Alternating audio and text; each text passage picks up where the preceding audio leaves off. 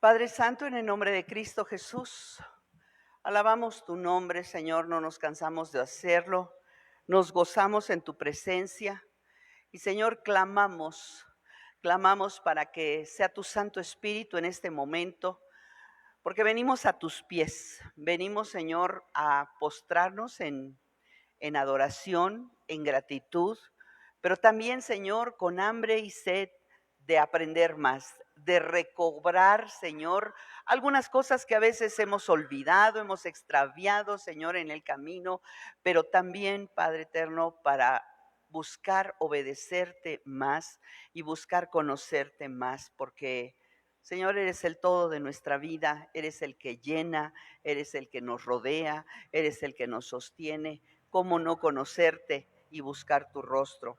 En el nombre de Cristo Jesús, yo te doy muchas gracias, Señor, por este tiempo que nos permites meditar en tu palabra y sobre todo que sea tu gracia que siga obrando en nosotros, tu gracia a través de tu Espíritu Santo con este grupo de discipulados, Señor, que tú quieres edificar hasta el último día, en este tiempo, en esta tierra, pero también para toda la eternidad. En el nombre de Cristo Jesús te alabamos. Sean gratos los dichos de mi boca, Padre, y la meditación de mi corazón el día de hoy delante de ti, oh Yahweh, Redentor mío y Dios mío. Amén. Vamos a la palabra del Señor, recordando. Empezamos a mirar que ahora cuáles son los instrumentos. Hablamos acerca de la gracia, estuvimos meditando la importancia de la presencia de la gracia. Primeramente, la gracia redentora, la gracia del Señor, esa gracia salvífica, le llaman, eh, esa gracia para la cual, por eso es gracia. Nosotros no hicimos nada, no fue ningún comportamiento, ninguna actitud nuestra que hubiera movido el corazón de Dios para hacer esta obra de redención, sino su puro amor y el amor de sí y por sí mismo, por amor de su propio nombre, que Él redime, Él rescata a su misma creación. También estuvimos viendo la gracia que se manifiesta ahora a través del Espíritu Santo, que también es gratuito, que también es una dádiva de parte de Dios. No los dejo solos, dice Jesucristo, sino que les dejo al Espíritu de Dios, a mi espíritu, ¿no? El Espíritu que santifica. Y esa es la otra gracia, la gracia de parte de Dios que nos va a santificar. Pero esa acción de Dios en nosotros también produce un querer como el hacer, ¿sí? ¿Y qué es lo que vamos a hacer y cómo lo vamos a hacer? Dios también nos proporciona las herramientas, los elementos y nos da las instrucciones, así como cuando compras un aparato nuevo, ¿verdad? Vienen las instrucciones, por lo general van a dar al bote de la basura o se quedan ahí guardaditas en la caja, no las seguimos. Pero las instrucciones son sus ordenanzas, sus mandamientos, sus estatutos, y aún agregamos el hombre le ha puesto el nombre de sacramentos, porque son sagrados, son mandamientos divinos sagrados que nos van a dar una herramienta para, activarnos, para seguir en manutención constante. Todo lo que el Señor ha creado requiere de la manutención. Y a veces vemos que por ejemplo, cae un rayo y se incendia un bosque. Y decimos, Señor, ¿pero por qué? Y el mismo Señor tiene su sistema de manutención para que después, para que se renueve, por ejemplo, esos bosques o esas áreas. Claro, cuando interviene el ser humano, cuando en su labor ambiciosa y destructiva, eso es otra cosa. Estamos destruyendo el medio que Dios. Pero Dios, aún la naturaleza, todo ser vivo, tiene sus periodos de manutención. Y la misma situación sucede en nuestra vida santa, apartada para Dios, donde el Señor nos permite utilizar estos mandamientos, estos estatutos, estos sacramentos, estos medios de gracia, son como los enumera algunos estudiosos, para que nosotros podamos proseguir a la meta, no desmayar, seguir adelante. La vez pasada yo les hablaba acerca de que estos sacramentos, estos ordenanzas, yo me voy a inclinar más a llamarlo como ordenanza, porque esos son ordenanzas de parte de Dios, porque es lo que nos conviene practicar, hacer y vivir. Y hablaba yo de que había ordenanzas en el ámbito privado, donde nadie se entera, más que Dios, ¿verdad? Y Dios nos manda y tenemos estas ordenanzas y las vamos a analizar más adelante en el ámbito privado. Pero hoy voy a empezar por el ámbito público. En el ámbito público también tenemos ordenanzas de parte de Dios que son medios de gracia o medios para que otros miren, disfruten, valoren la gracia que proviene del Señor y que entendamos que no la merecíamos, pero la recibimos, la llevamos a cabo. Estos medios de gracia u ordenanzas públicos esencialmente son dos, pero lo vamos a extender a un tercero porque también es parte de la vida comunitaria del Hijo de Dios, del cristiano. La primera ordenanza o primer medio de gracia público, una vez que hemos recibido esa gracia redentora de Dios, es el congregarnos. No es, ya llegué, ya recibí a Cristo en mi corazón, ya entendí que alguien pagó por mis pecados, mi deuda, ya soy perdonado, ya soy redimido, aceptado, reconciliado, y me quedo nada más en la teoría y sigo mi vida, y eso es lo que le pasa a mucha gente. O nosotros nos contentamos, por eso el Señor, la orden del Señor, el gran mandamiento antes de Él, ya resucitado, antes de Él ascender al cielo, es vayan y hagan, ¿qué cosa? Discípulos. Discipular a la gente para que ellos sigan creciendo, para que ellos sigan viviendo, para que sean invitados a participar de la gracia que el Señor quiere y de estos medios de gracia que son los que edifican y le dan forma y fuerza al cuerpo de Cristo. Congregarse juntos para adorar a Dios. Ese es el primer objetivo. Yo les preguntaría a los que están aquí presentes y los que están en las redes, si tú te congregas, ¿para qué te congregas? Ahorita vino la pandemia a fracturar esta parte. Dejamos de congregarnos y la gente empezó a congregarse, si se le puede llamar congregarse, digitalmente, ¿no? Pero eso no es estar conviviendo juntos y en armonía como se juntaban, aún a pesar de ser perseguidos. Acuérdense, los primeros cristianos se congregaban aún teniendo encima la persecución, el asedio, y tanto de los judíos, de los religiosos, como de los opositores eran los romanos también, que les perseguían. El congregarnos para adorar al Señor es la primera ordenanza después de que hemos entendido esa gracia salvífica de Dios. Congregarnos, buscar un lugar en donde seamos acogidos. Si la persona, ¿verdad? Por eso es importante. Y hay una exhortación fuerte en la palabra de Dios que dice que no andemos de congregación en congregación, ¿sí? Como muchos tienen por costumbre, además lo dice. ¿Por qué? Porque donde vas a echar raíces, donde tú vas a edificar a esa parte del cuerpo. Yo no me estoy quitando el dedo meñique de la mano derecha para injertárselo a la mano izquierda. Es que a la izquierda le hace falta otro dedo y se lo y lo injerto. No, esta tiene los dedos suficientes y esta también. Y mi hígado y todas las partes de mi cuerpo, a mí me gusta mucho usar la metáfora del cuerpo, porque es tan perfecto. Y Dios nos compara con su cuerpo. No estamos metiendo una parte en la otra, sino que cada una, unidos por coyunturas del amor, unidos por la misma sangre, unidos por la misma piel, unidos por el mismo propósito que es la vida misma, es cada quien hace su función.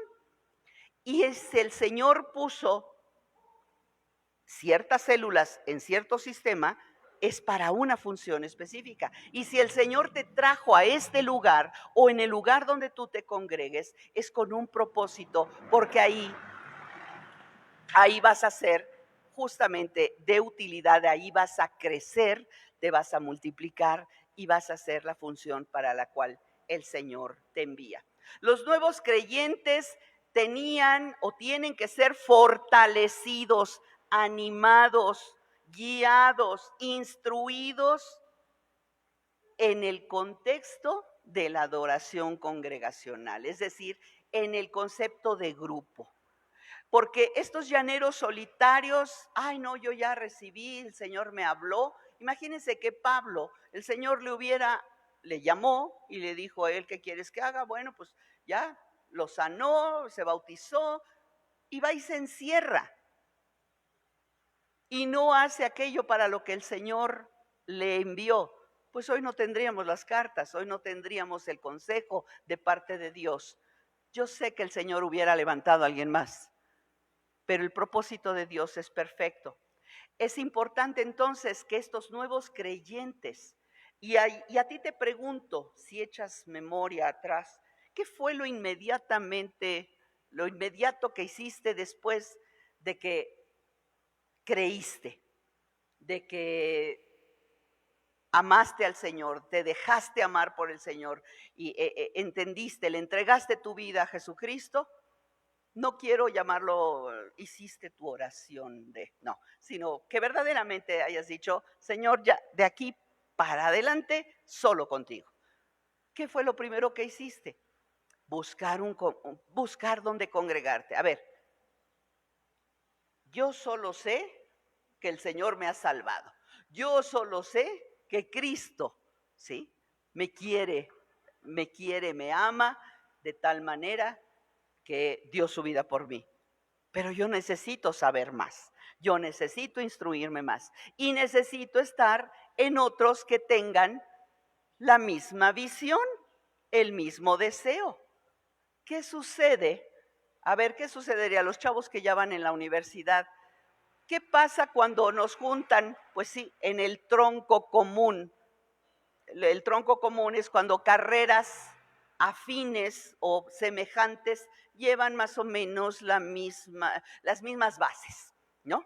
Entonces sí decimos, pero, y casi siempre se empiezan a dividir esos grupos. Pues allá están los ingenieros, no, pues acá están los arquitectos, no, pues acá están los, ¿no? Yo tenía tronco común, pues acá están los de psicología, no, pues acá están los de filosofía, o sea, y aun cuando estábamos llevando la misma base, pero cada uno tenía la visión específica para la cual había sido llamado o tiene esa vocación, ¿sí? Entonces, de la misma manera, mucha gente va a venir y va a congregarse y tiene, a lo mejor, el Señor le va a llamar a servir en alguna área o le va a levantar con algún don espiritual para edificar la iglesia en otra área, pero nos une el mismo fundamento, que es Jesucristo, que es la gracia misma de Dios. Entonces es importante que nos congreguemos, no soltar. Muchas veces en grandes eventos evangelísticos, no los juzgo, no los critico, yo no los organizo, ni mucho menos, se enorgullecen los organizadores que hubo tantísimas decisiones, ¿no? Tantísimos gente convertida. No le puedo llamar conversión porque todavía no es conversión, pero es una decisión que se tomó. ¿Y qué pasa con esas miles de personas que pasaron al frente? ¿Qué sucede? El Señor pone a nuestra disposición justamente esas iglesias. Tan importantes eran que levantó a un Pablo, que dejó a un Pedro en Jerusalén para que ahí mismo se levantaran esas congregaciones en el núcleo de donde había salido la salvación. Pero envía a un Pablo, a un Timoteo, a un Tito, a un Bernabé, compañero, a un Lucas que andaba para arriba y para abajo. Los envía. ¿Para qué? Para ir formando esas congregaciones, porque el Señor las considera fundamentales. El pueblo de Dios no solo se reúne, ¿sí?, para adorar, bendecir. Por lo general, mucha gente dice, es que me gusta porque el lugar está muy amplio, o porque las sillas están cómodas, o porque cantan bonito, o porque no. ¿Para qué nos hemos de reunirnos y para qué es ese medio de gracia, esa ordenanza de Dios? Es para fortalecernos los unos a los otros con los mandatos del Señor. Vamos a Hebreos 10:25, por favor, mis hermanos. Hebreos 10:25. Dice así la palabra. Dice, no dejando, voy a leer el contexto desde 2 versículos antes, mantengamos desde el 10:23 de Hebreos. Mantengamos firme la profesión de nuestra esperanza sin vacilar, porque fiel es el que prometió. Y consideremos cómo estimularnos unos a otros, animarnos al amor y a las buenas obras. Eso es para esos que nos congregamos. Dice, no dejando de congregarnos como algunos tienen por costumbre, sino exhortándonos unos a otros y mucho más al ver que el día del Señor, el día se acerca. Entonces, es parte de la preparación, es parte de la necesidad que debe surgir en nosotros, el congregarnos. Hay gente que dice, es que yo soy autodidacta, yo no necesito que alguien me enseñe la palabra, yo la estudio solito. ¿Qué pasa cuando no compartes, cuando no tienes una visión? Pues incluso vas a empezar una secta, ¿no? Porque tienes tu propia interpretación, porque no tienes una visión de conjunto, no tienes una visión de equipo. Elementos que tenemos que practicar en la iglesia, por ejemplo, aparte de alabar, glorificar a Dios, compartir la convivencia, la coinonía con todos los hermanos, ver cómo estás, qué necesitas, orar por los unos por otros. La lectura pública de la Biblia es tan importante, ¿sí? Es parte del congregarse. De la palabra del Señor, junto con la predicación, las enseñanzas, el canto de los salmos, cantos espirituales, las ofrendas, el gozo de tener un propósito. Yo veo tantos anuncios hoy en día, ¿verdad? Que invierte acá y te va a crecer tu dinero tanto, o compra esto y revéndelo en tanto, y tantas propuestas, cuando que tenemos la solución. Bienaventurado más es dar que recibir. Y primeramente a Dios, y verás precisamente el crecimiento, no tanto de lo material, sino de tu obediencia a Dios, y Dios retribuye esto. Hasta el ofrendar y el orar, ¿sí?, en la congregación, el crecer, el convivir, y además es parte de la estrategia de Dios para irnos santificando más. ¿Qué quiere decir santificar? apartarnos. Eso no quiere decir que voy a dejar a la familia que no se ha convertido, que voy a dejar a los compañeros de trabajo, de escuela.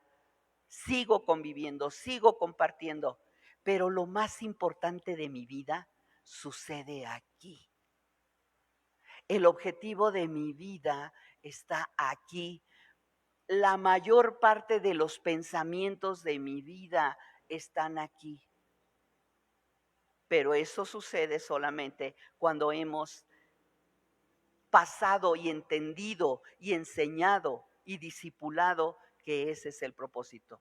Y empecemos por nosotros mismos. Realmente el congregarte para ti es un medio de gracia, es una ordenanza de Dios. Lo hago por obedecer a Dios y porque además me edifica y resulta que me conviene. ¿Qué sucede con un niño, verdad? Cuando le dices, prueba esta nueva sopita que hice. Ay, no, nunca me la has hecho y, ay, no, está horrible. No la has probado, pruébala. Y se niega, se niega y se niega. Y por ahí escapado le da una probada, dice, ay, no, sí está rica. Nos damos cuenta, ¿verdad? Cuando venimos y probamos y decimos, cuán bello y cuán delicioso es habitar los hermanos juntos en armonía. Y tiene que serlo. Y cada vez que venimos es un gozo, es un deleite. Y vamos a ver a todos los hermanos. Si nosotros nos gozamos muchas veces cuando, ay, nos vamos a reunir toda la familia por el cumpleaños de la abuelita. ¿O no? Pero, o nos vamos a reunir porque es la última cena de fin de año. Y nos alegramos porque vamos a ver al primo, al hermano que hace mucho no veíamos. Ese mismo gozo o aún mayor debiera ser cuando nos congregamos y voy a ver a mis hermanos. Y es más, si no lo veo, si no la veo, ¿qué pasa? Y sobre todo si no sé por qué no está, ¿no? Y entonces pregunto y busco y le visito y le ayudo o simplemente me gozo por alguna circunstancia por la que no haya estado. Eso es congregarse, interesarse los unos por los otros, crecer en la palabra. El segundo medio en el que me voy a detener el día de hoy, este medio público, ¿sí?, comunitario, tenemos el bautismo y el tercero sería la cena, la participación en la cena del Señor. El bautismo. ¿Qué es el bautismo? Y yo puedo preguntar ahorita y prácticamente todos son bautizados aquí, ¿no es cierto? Los que tengo aquí enfrente. No, me falta uno, ya pronto. Bautizados. ¿Qué es el bautismo? Y qué bueno, todos nos vamos con Gamal, no contra, sino hacia Gamaliel, porque él es el que va a entender hoy. Va a llegar muy informado a su bautismo. El bautismo está reservado única y exclusivamente, ¿para quiénes? Para los que han creído, señores, para los creyentes. No es para todos, ven, aprovéchate que está la pileta llena, bautízate. No. He oído tantos testimonios, es que fui de visita y vi que todos se bautizaban y el pastor todavía pregunta, ¿alguien más se quiere? Pues yo de una vez. No he creído, no he entendido y de una vez me remojo porque además estaba haciendo calor. O se veía bonita la pileta o me prestaron una toalla nueva, no sé. Las motivaciones que no van en torno, es para los creyentes, para los convertidos y convencidos. Convertidos a lo mejor nos falta mucho por cambiar, cada día somos perfeccionados, cada día vamos caminando rumbo a la perfección. Sin embargo, ya estamos convencidos, creemos, el que creyere y fuere bautizado, ese será salvo. Creer y ser bautizado. Oye, y si no te bautizas no vas a llegar a ser salvo. No, este es un punto importante. El bautismo no salva. ¿Sí se entiende? Es Jesucristo. El único salvador es Cristo. El bautismo no salva. Pero entonces, ¿por qué dice la palabra? Porque es la fe en Jesucristo en el que sí salva y la obediencia al Salvador, que fue el primero que dijo, es necesario que yo me bautice para testimonio de todos, entonces seré salvo. No es un acto, no es una liturgia, no es una práctica, no es... Tan es así que pregunta capciosa o retórica. ¿Cuántas veces te has de bautizar, tú que ya conoces discípulo de Cristo? ¿Cuántas veces te tienes que bautizar en el año? Una en la vida, ya me la cambiaste, no es al año, ni siquiera es al año. Es un bautismo, el verdadero. Exactamente, no, ¿cuántas veces tengo que morir? Bueno, habrá quien te diga, es que a mí me resucitaron. Sí, bueno, serás un caso en especial, pero ¿cuántas veces naces?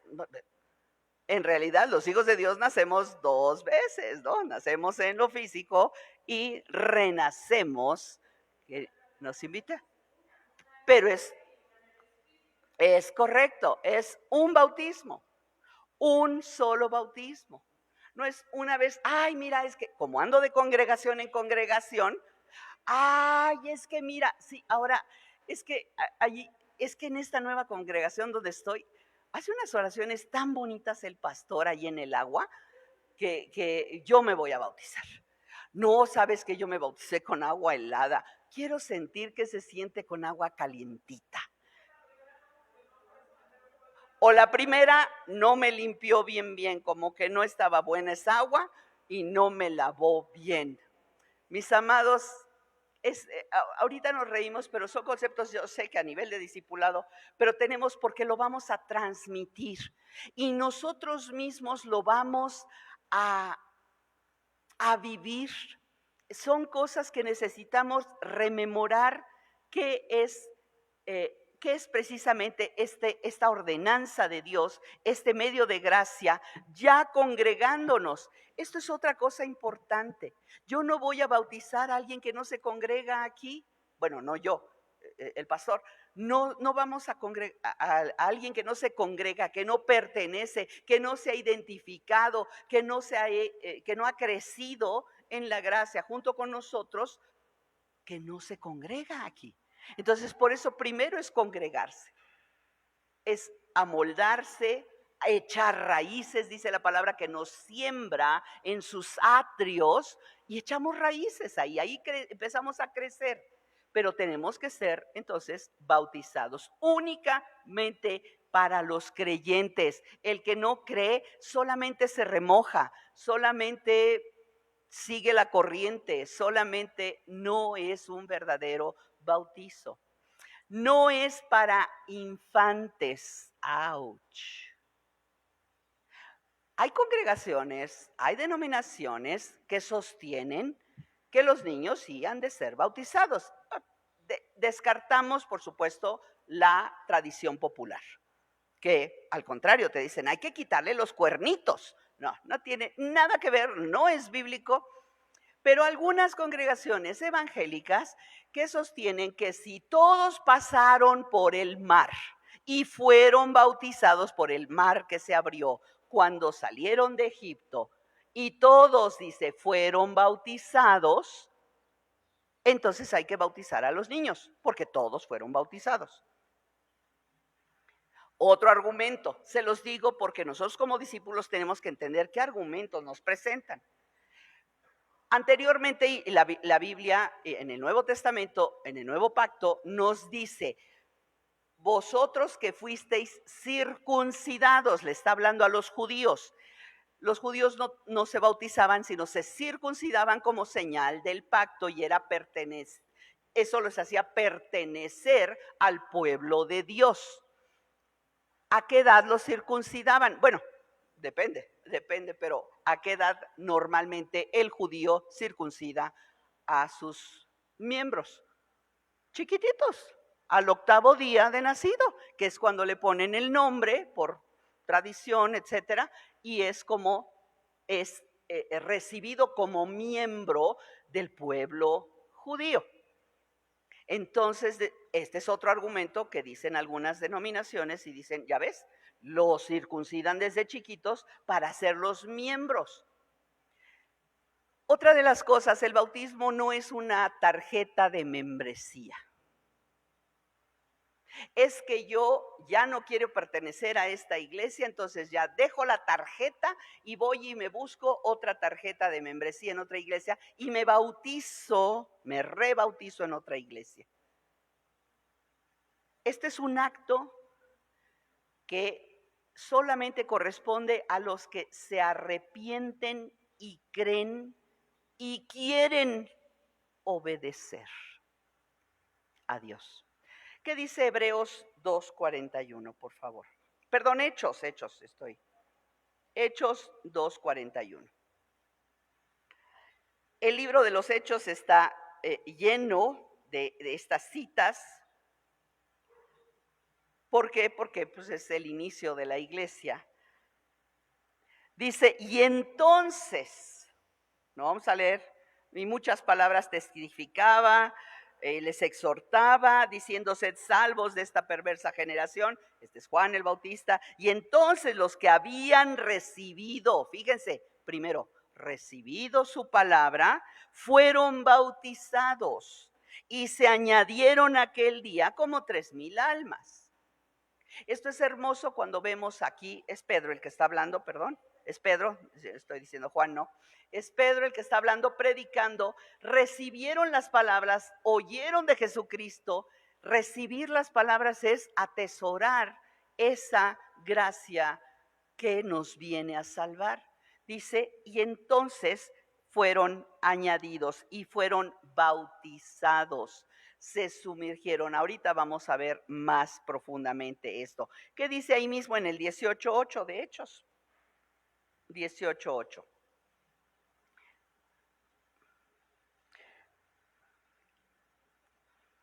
Y Crispo, es un caso específico de un señor llamado Crispo, el oficial de la sinagoga, creyó en el Señor con toda su casa.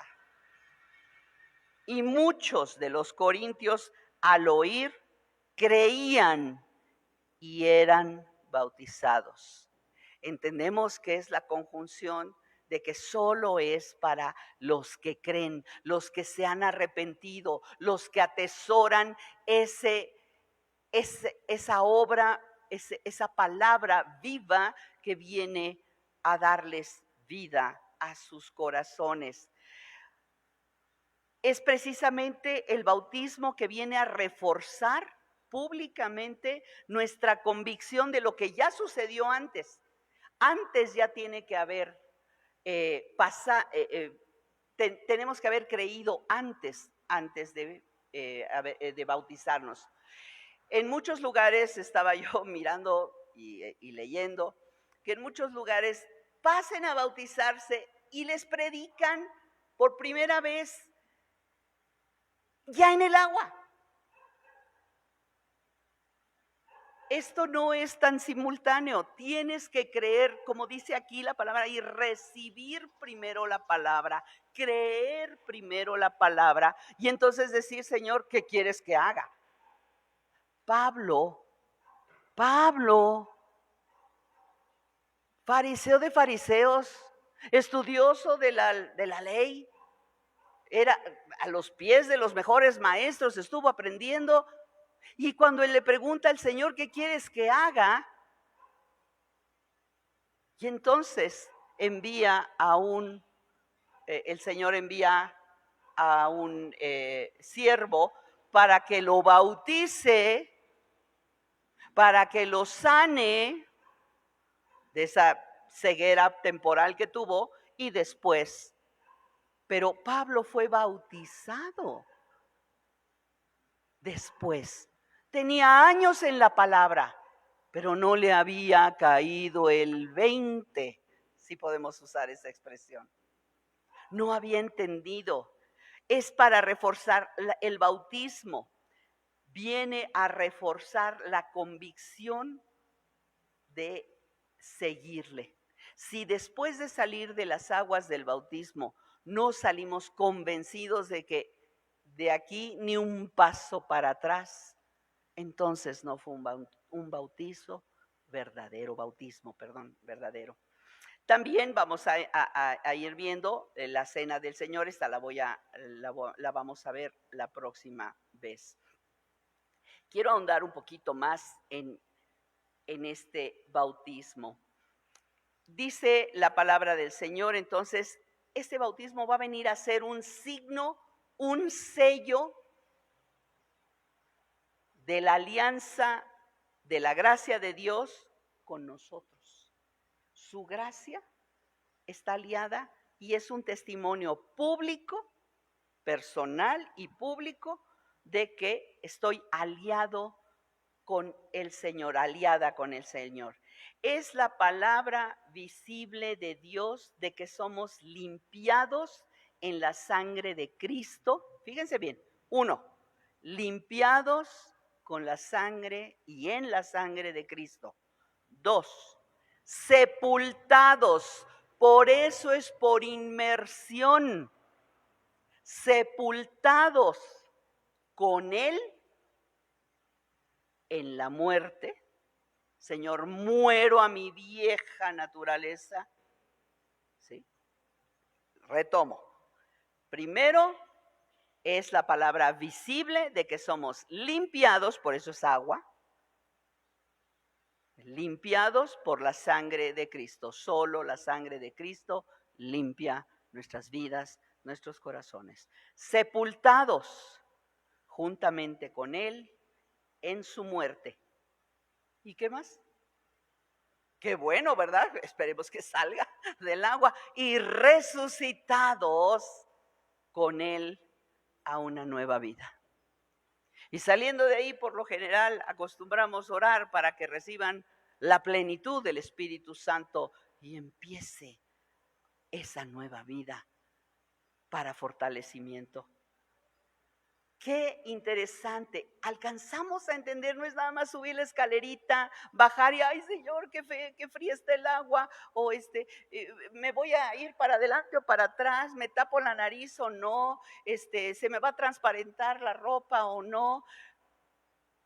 Nos preocupamos, ciertamente tenemos que tener ciertos cuidados, pero mis hermanos, el bautismo es una señal de obediencia, pero tiene que haber una verdadera convicción. No obediencia es que el pastor me dijo que ya me bautizara. No, es obediencia a Dios. El que creyere y fuere bautizado será salvo. ¿Qué ocurre durante el bautismo? ¿Qué sucede en la mente, en el corazón, en la gente que lo ve, en la gente que lo presencia? Y después, ¿qué sucede? Una vez que sales de las aguas del bautismo, tú sigues siendo bautizado. ¿Hay bautizados ahorita? No los veo mojados, ¿por qué? Porque el bautismo es una permanencia, es un estado y es un calificativo que ya se te queda para siempre. Levanten la mano los bautizados y la levantaremos los bautizados, porque yo ya soy. Es un estado permanente, mis amados. Es un estado permanente y bautizado no quiere decir yo me bauticé aquí, yo me bauticé en el mar, yo me bauticé en la cárcel, yo me bauticé. Algunas denominaciones han sustentado que el bautismo pueda ser por aspersión, empezando por la religión popular, de niños y por aspersión. Uch. ¿Cómo se bautizó nuestro Señor Jesucristo? Adulto, y por inmersión. Porque si no, entonces no hay sepultura. ¿Sí entendimos los tres, el triple proceso? No tiene que haber precisamente esa sepultura con el Señor y resucitar a la nueva vida que el mismo Señor nos ofrece. El perdón de nuestros pecados, la adopción en el cuerpo de Cristo. Esto es otro elemento. Como dije hace un rato, no es una membresía a un club o a una iglesia, a una congregación. Ay, pues me bautizo para que ya me consideren para el servicio. Me bautizo para ya tomar el panecito y la copa de vino de la cena del Señor, para eso me bautizo. No es para hacer algo, para tener algún privilegio, es para obedecer a Dios, por pura obediencia a nuestro Señor. Oía yo acerca de iglesias, testimonios de gente que tiene gente muy colaboradora, gente muy dadivosa, gente muy, de verdad, está en todas las actividades, pero no se quiere bautizar. No se quiere bautizar. Deme chance, pastor. Lo estoy pensando. Todavía el Señor no me lo revela. Pues no sé cuál Señor, porque el Señor de esta palabra lo dice una tras otra vez. Te invita a participarlo, empezando por su propio ejemplo. Oye, pero es que es muy dadivoso el hermano. ¿Y? No es parte. ¿Y cómo lo llamas hermano? Si no se ha hecho miembro. No comparte lo que dice la palabra, un mismo Dios, un mismo Señor, un mismo bautismo. ¿Cómo podemos llamar hermano o hermana a quien no quiere compartir la misma obediencia al mismo Señor, al mismo Redentor y al mismo Dios?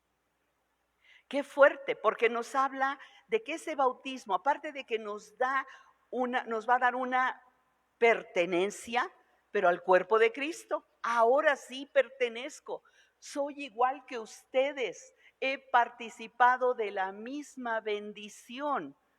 Somos adoptados en el cuerpo de Cristo. Y entonces soy digna, el Señor me dignifica, me purifica para recibir de su Santo Espíritu, para renovarme, limpiarme y resucitarme cada día. Después, esta obra purificadora la va a hacer el Espíritu Santo cada día. Yo la hago simbólicamente, con un acto de obediencia público. ¿Por qué creen que las cárceles podrían decirse, oye, pues aquí no se pueden bautizar? Pues ni modo, aquí no vas a manchar, ensuciar o a contaminar el agua de la pileta o el agua de la cisterna, y se bautizan en un tambo. Se bautizan en un tambo. ¿Por qué es importante? Por obediencia. Para ser acogidos dentro de ese cuerpo. Entendamos, ser injertados en el olivo. Esa es precisamente esa inserción en el olivo. Cristo nos llama a una nueva obediencia, a amar, a confiar completamente en Dios, a alejarnos del pecado y del mal y a vivir una vida nueva y santa. Esa es la condición al salir del agua. Es una invitación. Primero fue la invitación a entrar, a ser lavados, limpiados, muertos y resucitados. Pero una vez salidos de ahí, somos invitados a no mirar atrás, a abandonar nuestra vida pasada. Así como el agua lava la suciedad del cuerpo, ciertamente la sangre de Cristo y su Espíritu lavan las impurezas del alma, ¿no es cierto? La sangre de Cristo es la que va a lavar tus pecados y el Espíritu es el que va a purificar tu andar diario todos nuestros pecados. Vamos a Romanos 6. Es largo el pasaje. Vamos a leer Primera de Pedro 3:21, por favor. Primera de Pedro 3:21.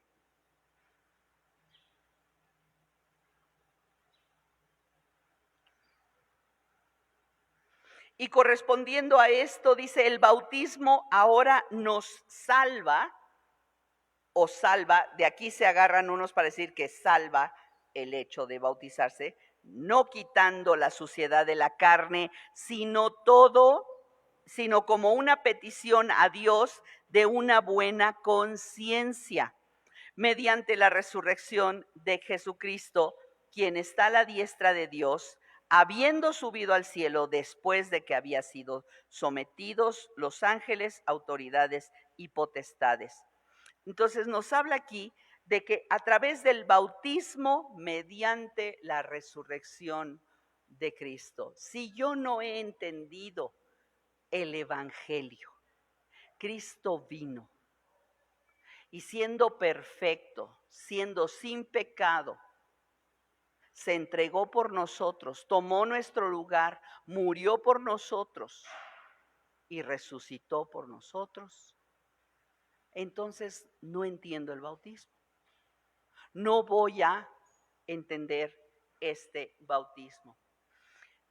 Ser lavados con la sangre de Cristo significa que Dios, por gracia, ¿qué hizo? La sangre nos perdonó todos nuestros pecados. Los pasados, los de hoy domingo, 4 de junio, 2023, y los de mañana y los futuros. Perdonó y limpió, entendamos que es una doble limpieza de toda iniquidad, porque el pecado que hace contamina, ensucia. La mejor ilustración la tenemos en el hijo pródigo. ¿En qué condiciones regresó al padre? Apestoso, mugroso, sucio, degradado, denigrado y todo lo que le corresponda a esa condición. A causa de la sangre de Cristo derramada por nosotros en su sacrificio, y el Espíritu Santo es el que nos purifica, nos lava, ¿sí?, renovándonos y santificándonos para ser miembros de la iglesia. Por eso somos llamados santos, hermanos. Esa idea de que en las iglesias bíblicas no hay santos, sí hay. ¿En tu iglesia tienen santos? Todos, espero. Tengo santos y santas. No me encomiendo a ellas, definitivamente. No, ni a ellas ni a ellos. Pero somos llamados santos por la acción hermosa del Espíritu de Dios. Quiero llevarles a la Biblia. Hebreos 10:22, lo leímos hace rato, pero lo quiero retomar. Hebreos 10:22, por favor. Y voy a leer hasta el 25. Dice, mantengamos firme la profesión de nuestra esperanza sin vacilar, porque fiel es el que prometió, y consideremos cómo estimularnos unos a otros al amor y a las buenas obras, no dejando de congregarnos como algunos tienen por costumbre, sino exhortándonos unos a otros y mucho más al ver que el día se acerca. Y ya después la exhortación, porque si continuamos deliberadamente pecando, esto te lo dejo porque es parte de tu crecimiento y de tu discipulado. Aquí nos dice el Señor que el congregarnos nos va a dar la fortaleza, nos va a dar el crecimiento, nos va a dar la oportunidad de ayudar a otros, de ayudarnos unos a otros, comprendernos, levantarnos, edificarnos. Primera de Corintios 6:11, por favor. Primera Corintios 6:11.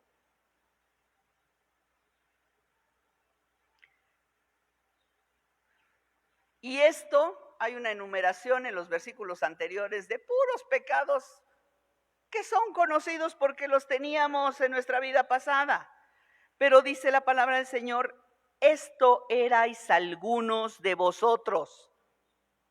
Y yo soy la primera que levanta la mano. Pero fuisteis, ¿qué cosa? Lavados.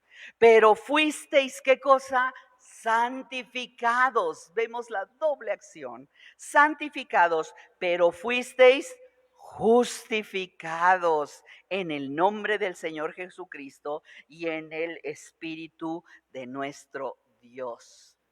Wow, esa es la gracia.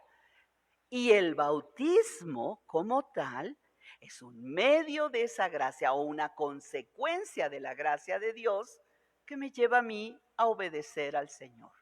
No es magia, no es una limpia, no es no sé, un acto, si es poderoso, es que no quiero usar la palabra, mágico, fantástico, ¿no?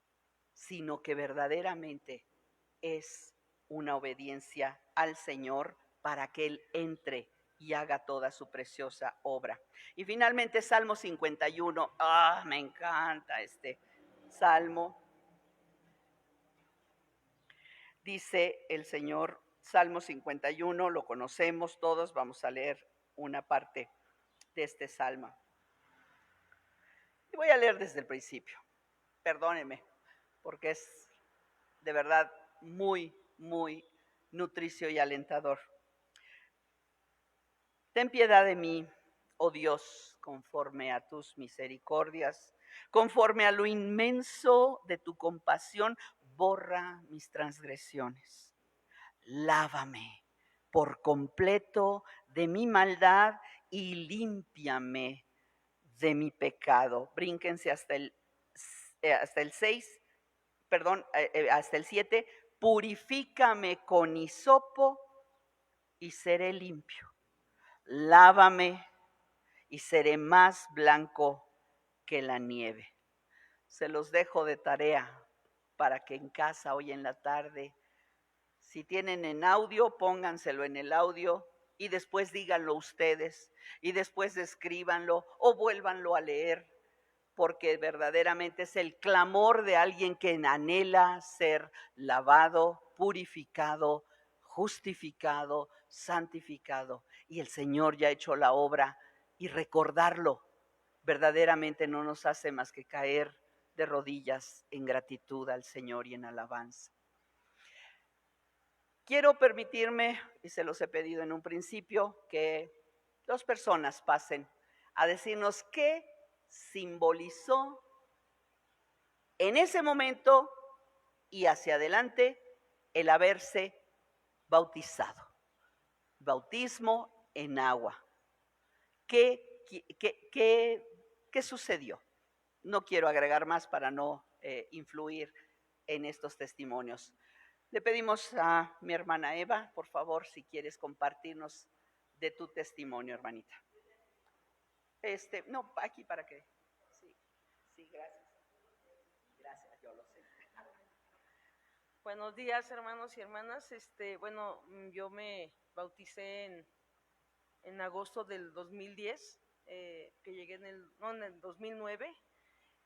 Bueno, no fue una emoción, yo lo sentía una necesidad. Yo había escuchado los cursos básicos, porque desde que llegué me integré, pero había escuchado mucho y imperó mucho una necesidad en mí de un cambio, de algo que pudiera pasar. Hace rato que comentaba la hermana Mili que sí, al principio fue nada más como un proceso de emoción, pero no, o sea, en ese momento sí fue algo, para mí algo muy significativo, porque necesitaba un cambio en mi vida. Yo sí había sido bautizada en la iglesia popular, pero yo no recuerdo que yo hubiera hecho toda la renuncia, ¿no? Y yo recordaba cuando me bautizaran, esa renuncia, eso que les decían a los padrinos que renuncian a no sé qué, yo recuerdo que estaba renunciando y le decía, no sé, Señor, pero yo sí quiero una vida diferente y sé que va a ser a partir de este momento. Entonces, después, bueno, lo que pasa que antes en una reunión también me vino el bautismo en fuego, entonces ya nada más era para como culminar esa parte, muy importante porque yo tuve en una reunión aquí el bautismo primero en fuego y después el bautismo en agua, entonces fue algo trascendental para mí. Sí, sí hubo un cambio, una transformación, pero alimentándose con todos estos años que siguieron. O sea, todos los demás años me han venido a confirmar ese acto de fe, porque fue un acto de fe que yo hice, lo creo, y pues lo tenía que vivir y ciertamente pues es único, es único. Gloria al Señor. Una bautizada más. Gracias. Tenemos otro testimonio. Es importante recordarlo nosotros y que otros también lo sepan. Buenos días, hermanos. Yo recuerdo que me bauticé junto con mis hermanos de la iglesia a finales de mayo de 2019. Yo lo hice en el momento experimenté varias sensaciones, varios sentimientos, emociones. Más que yo creo que nada es alegría por el hecho de que estamos dando de nosotros públicamente un compromiso con Dios, con nuestros hermanos, y demostrar que todas las enseñanzas, todo lo que hemos aprendido, ha servido de algo para tomar una valiosa decisión que nos acompañará el resto de nuestra vida, el seguir a Dios, el comprometernos con su camino, con lo que está escrito, con lo que Él tiene para nosotros. Y fue, yo creo que una experiencia muy bonita el poder bajar a las aguas, morir al viejo hombre y poder tomar nuevas decisiones conforme a su palabra, ser una nueva criatura como está escrito en su palabra. Junto con mis hermanos en la fe, me acuerdo que en esos momentos oraba al Padre, al Hijo y al Espíritu Santo para poder estar, yo creo que 100% seguro de lo que estaba haciendo. Y sí, fue un momento muy bonito en mi vida. Y de ahí para adelante, ¿no? Continuar con el proceso de purificación, de santidad que día con día se mejora y se hacen mejor las cosas. Pero sí, fue un momento, una etapa de mi vida bastante memorable, poder decir, porque es la primera vez que te comprometes en público con nuestros hermanos en la fe para poder aceptarlo, pero más que nada para aceptarlo más, se podría decir que es como para llevar una vida conforme a su palabra, llevar una actitud, un pensar y tomar decisiones no por nosotros mismos, sino por su palabra, por lo que nos habla a nosotros y claro, hacer su voluntad. Yo creo que eso sería lo que me acuerdo más cuando fue mi bautizo a los 18 años. Y eso te hace diferente a ti y a todos los bautizados. Nos hace diferentes, no mejores, diferentes al mundo. Ya no le pertenecemos al mundo. Cuando Jesucristo oraba ahí en Juan 17 por nosotros, no te pido que los quites del mundo, sino que los guardes del mal. Pero porque comparten, y quiero cerrar esta reflexión, abran sus Biblias en Efesios 4. Voy a leer un pasaje hasta el 6, por favor, del 1 al 6. Efesios 4, 1 al 6. Yo pues, prisionero del Señor, os ruego que viváis de una manera digna de la vocación con la que habéis sido llamados, con toda humildad y mansedumbre, con paciencia, soportándoos unos a otros en amor, esforzándoos por preservar la unidad del Espíritu en el vínculo de la paz. Y hay un solo cuerpo, un solo Espíritu, así como también vosotros fuisteis llamados en una misma esperanza de vuestra vocación, un solo Señor, una sola fe, un solo bautismo, un solo Dios y Padre de todos, que está sobre todos, por todos y en todos. El bautismo, mis hermanos, nos da unidad. Nos hace llamarnos hermanos, verdaderos hermanos.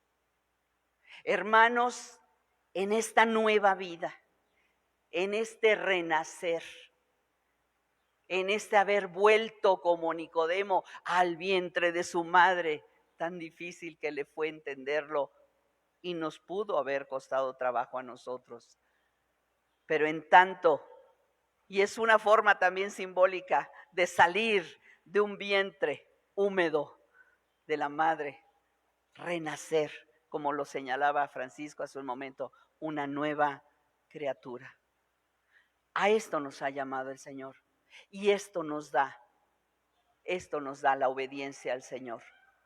Así es de que promover el bautismo, sí, pero antes es la fe, mis hermanos. Tenemos que promover la fe. Necesitamos compartir la fe para que otros crean y sean bautizados y entonces sean salvos. ¿Cuántos no se han bautizado sin creer y no son salvos? ¿Cuántos se han bautizado y creían que creían, pero dieron marcha atrás? No, entonces no funciona el bautismo, no, porque el bautismo no es un mecanismo, es simplemente obediencia. Pero es obediencia cuando la ejecutamos como Dios quiere, verdaderamente nos trae esta comunión, esta familia, esta unidad. Y la misma será con todo el cuerpo de Cristo, donde quiera que estemos. Cierra tus ojos, Padre, en el nombre de Cristo Jesús. Cuán precioso es, retomo tus palabras, Padre, habitar los hermanos juntos en armonía. ¿Y por qué, hermanos? Porque compartimos lo mejor de lo mejor. Al mismo Dios, al mismo Redentor, al mismo Espíritu y el mismo bautismo. Gracias por mis hermanos, Señor, aquí presentes y mis hermanos allí en la red. Te ruego, Padre, que traigas a nuestra memoria, nos incomodes, nos refresques, Padre, ese momento memorable donde decidimos, donde dijimos y promulgamos públicamente que no queremos, Señor, ningún otro camino sino el único, que es Cristo. No echar marcha atrás, no voltear nuestros ojos atrás, Señor, anhelando nada del pasado, sino solamente, como dice Pablo, extendiéndonos hacia lo que está adelante. En el nombre de Cristo Jesús, Señor, que tu Espíritu Santo siga obrando, siga purificando y santificando nuestras vidas a cada momento y en todo lo que hagamos en tanto que estamos en este cuerpo. Ayúdanos, mi Dios, te necesitamos. Queremos depender más de ti, Señor.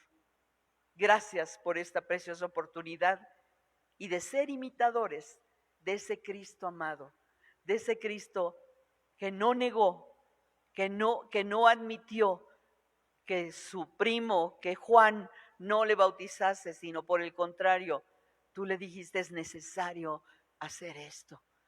Gracias, Señor, porque era necesario que nuestra vida se entregara públicamente delante de ti. Gracias por esta ordenanza, gracias por este medio de gracia. Gracias, Señor, porque nos darás la facultad, la habilidad y el poder de traer otros, Señor, a la fe y al bautismo para que sean hechos hijos tuyos y hermanos nuestros. En el nombre de Cristo Jesús, gracias por tu favor y tu misericordia. Amén y amén.